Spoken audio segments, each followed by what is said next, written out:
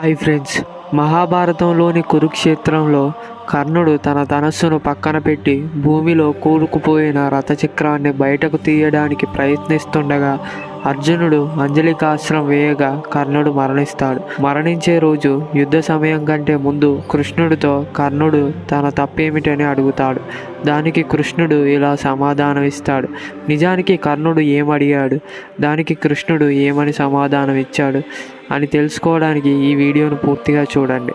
అలాగే వీడియో నచ్చితే లైక్ చేయండి. ఇలాంటి మరిన్ని వీడియోస్ కోసం మన ఛానల్ని సబ్స్క్రైబ్ చేసుకోండి. ఇంకా మన వీడియోలోకి వెళ్ళిపోదాం. దానాల్లోనూ వీరత్వంలోనూ ఎదురులేని సూర్యపుత్ర కర్ణుడు మహాభారతంలో ఒక గొప్ప వ్యక్తిత్వం ఉన్న పాత్ర. కర్ణుడు తను మరణించే చివరి రోజు కృష్ణుడితో సంవాదం చేస్తాడు. అదేంటంటే కర్ణుడు కృష్ణుడితో ఇలా అంటాడు: నా తల్లి కుంతీదేవి దుర్వాస మహర్షి ఇచ్చిన మంత్రప్రసాదాన్ని ఉపయోగించి సూర్య భగవానుణ్ణి ఆహ్వానించి ఆ వరంతో ఒక పుత్రుణ్ణి పొందింది. అది నేనే. అప్పుడు తనకు వివాహం కాని కారణంగా లోకనింద భరించలేక నన్ను ఓ బుట్టలో ఉంచి నదిలో వదిలేసింది. ఇందులో నా దోషం ఏముంది కృష్ణ, చెప్పండి. సూర్యపుత్రుణ్ణి, కుంతీదేవి కుమారుడిని కాబట్టి యుద్ధ విద్యలపై ఆసక్తి ఉంటుంది, అస్త్రశస్త్రాలపై ఆసక్తి ఉంటుంది. అలాంటి నేను విద్య నేర్పమని గురు ద్రోణాచార్యుడి వద్దకు వెళ్ళి పాండవులు కౌరవులతో పాటు నాకు విద్య నేర్పమని అడిగితే నేను క్షత్రియ పుత్రుణ్ణి కాదని సూతపుత్రుడనని గురు ద్రోణుడు అవమానించి తిరస్కరించాడు. ఇందులో నా దోషం ఏముంది చెప్పండి కృష్ణ. ద్రోణాచార్యుడు విద్య నేర్పనని తిరస్కరించడంతో గురు పరశురాముడి వద్దకు వెళ్ళి అస్త్రశస్త్ర విద్యలు నేర్చుకున్నాను. గురు పరశురాముడు నా తొడపై నిద్రిస్తున్నప్పుడు దేవేంద్రుడు ఒక కీటకంలా మారి నా తొడను చీల్చగా తొడల నుండి రక్తం ప్రవహించింది. ఆ రక్త ప్రవాహానికి గురువు పరశురాముడు నిద్ర నుండి మేలుకొని నేను ఎవరో తెలుసుకొని ఒక క్షత్రియుడు బాధని అనుభవిస్తాడు, కానీ ఒక బ్రాహ్మణుడు అంతటి బాధను అనుభవించలేడని తన దివ్య దృష్టితో చూసి నన్ను శపించాడు. ఇందులో నా దోషం ఏముందయ్యా కృష్ణ, చెప్పండి. నేను క్షత్రియులను కాదని ద్రోణాచార్యుడు అవమానించాడు, బ్రాహ్మణుడిని కాదని పరశురాముడు శపించాడు. ద్రౌపది స్వయంవరంలో నేను క్షత్రియుడను కాదని సూతపుత్రుడనని ద్రౌపది అవమానించింది. కురుక్షేత్ర యుద్ధానికి ముందు తల్లి కుంతీదేవి నా జన్మ రహస్యాన్ని నాకు తెలియజేసింది, కానీ ఆమె తమ కుమారులను చంపవద్దని కాపాడమని వేడుకుంది. అంతేకాని నా కోసం కాదు కృష్ణ. ఇక్కడ నా దోషం ఏముంది చెప్పండి కృష్ణ. నాకు లభించిన గౌరవ మర్యాదల గుర్తింపంతా దుర్యోధనుడిచ్చిందే. అంగరాజ్యానికి రాజుగా పట్టాభిషేకం చేశాడు. తన తమ్ములతో సమానంగా నన్ను చూశాడు. నేను దుర్యోధనుడితో పాటు కురుక్షేత్రంలో పోరాడుతున్నాను. నేను ఎక్కడ ఏం తప్పు చేశానో చెప్పండి అని పరమాత్ముడైన శ్రీకృష్ణుడిని కర్ణుడు అడుగుతాడు. దానికి శ్రీకృష్ణుడు, కర్ణ, నా జననం కారాగారంలో జరిగింది. నేను జన్మించడానికి ముందే నా మృత్యువు నన్ను వెంటాడుతోంది. నేను ఏ రాత్రి అయితే జన్మించానో ఆ రాత్రి నా తల్లి తండ్రి నుండి దూరమయ్యాను. నా మేనమామ కంసుడు నన్ను చంపాలనుకున్నాడు.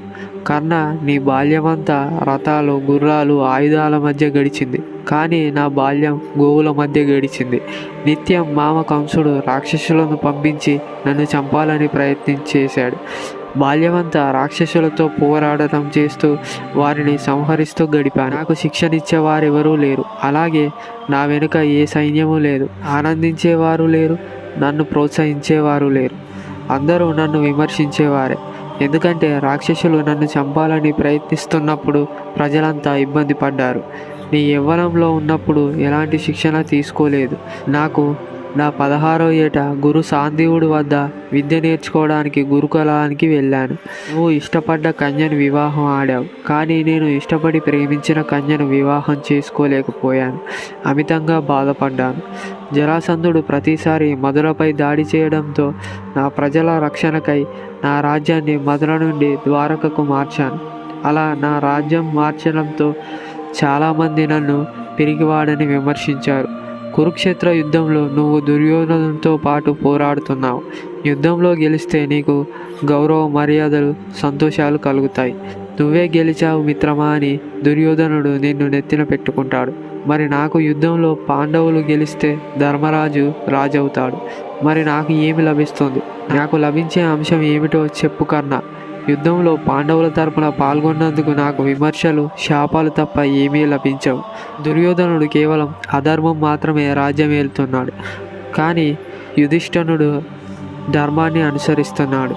సత్యం, ధర్మాన్ని అనుసరించడమే సరైన మార్గం. మనకు ఏదైనా లభిస్తుందో దానిని స్వీకరించాలి. దానికోసం ఆశపడడం, ఆరాటపడడం వృధా ప్రయాణం.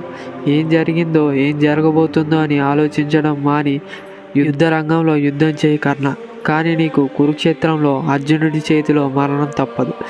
మరణానికై సిద్ధంగా ఉండు. దానికి కర్ణుడు, కృష్ణ, మరణానికై నేను ఎప్పుడో సదా సంసిద్ధంగా ఉంటాను, కానీ నా సామర్థ్యం మాటేమిటి? అప్పుడు కృష్ణుడు, నీకు మరణం తథ్యం, కానీ ఎలాగో తెలుసా?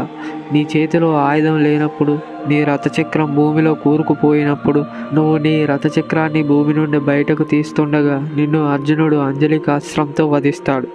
దాన్ని మించిన సామర్థ్యం ఏముంది కర్ణ? నీ చేతిలో ఆయుధం లేని సమయంలో నీ రథచక్రం భూమిలో కూరుకుపోయినప్పుడు అర్జునుడు నిన్ను సంహరిస్తాడు. కానీ కర్ణ, నీ పేరు దానవీర శూర కర్ణుడిగా ప్రతి యుగంలో చిరస్థాయిగా నిలిచి ఉంటుంది. నీ యశస్సు, కీర్తి చిరస్థాయిగా నిలిచిపోతాయి. కృష్ణుడు కర్ణుడిని యుద్ధానికి సిద్ధం కమ్మంటాడు. యుద్ధం చివరి రోజు కర్ణుడు రథచక్రం భూమిలో కూరుకుపోయి విజయధనస్సును పక్కన పెట్టి రథచక్రాన్ని భూమి నుండి బయటకు తీస్తుండగా శ్రీకృష్ణుడు అంజలికాస్త్రం ప్రయోగించి కర్ణుడిని చంపమంటాడు. దానికి అర్జునుడు ససేమిరా అంటాడు. అప్పుడు శ్రీకృష్ణుడు ఇలా అంటాడు, విజయధనస్సు కర్ణుడి చేతిలో ఉండగా అతనిని సంహరించడం అసాధ్యం. కాబట్టి కర్ణుడి రథచక్రం భూమిలో నుండి బయటకు తీస్తున్నప్పుడు ఆయుధాన్ని పక్కన పెట్టి ఉంటాడు. కాబట్టి అప్పుడు కర్ణుని సంహరించు అని అర్జునుడికి చెప్తాడు. అప్పుడు అర్జునుడు అంజలికాస్త్రాన్ని వేసి కర్ణుని సంహరిస్తాడు. ఇక్కడితో మహాభారతంలో ఒక గొప్ప వీరుడి కథ ముగుస్తుంది.